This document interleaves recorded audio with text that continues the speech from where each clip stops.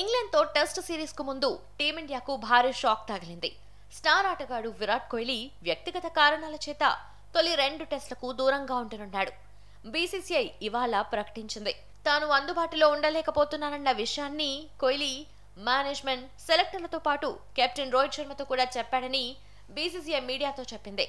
దేశానికి ప్రాతినిధ్యం వహించడాన్ని ఎల్లప్పుడూ ప్రధాన కర్తవ్యంగా భావించే కోహ్లీ లాంటి ఆటగాడి నిర్ణయాన్ని గౌరవిస్తూ అతన్ని జట్టు నుంచి రిలీజ్ చేస్తున్నామని బీసీసీఐ పేర్కొంది.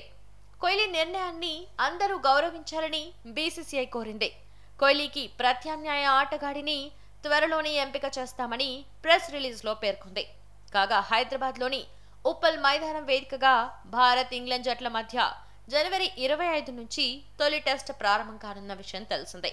ఈ మ్యాచ్ కోసం భారత్, ఇంగ్లాండ్ జట్లు ఇదివరకే హైదరాబాద్కు చేరుకున్నాయి. ఇంగ్లాండ్ జట్టులో సైతం హ్యారీ బ్రూక్ వ్యక్తిగత కారణాల చేత ఈ సిరీస్ మొత్తానికి దూరమయ్యాడు. 5 మ్యాచ్ల ఈ సిరీస్లో 2వ టెస్ట్ విశాఖ వేదికగా, 3వ టెస్ట్ రాజ్కోట్ వేదికగా, 4వ మ్యాచ్ రాంచీలో, 5వ టెస్ట్ ధర్మశాల వేదికగా జరగనున్నాయి. ఈ సిరీస్ మొత్తానికి ఇంగ్లాండ్ జట్టును ఇదివరకే ప్రకటించగా తొలి 2 మ్యాచ్ల కోసం టీమిండియాను ప్రకటించారు.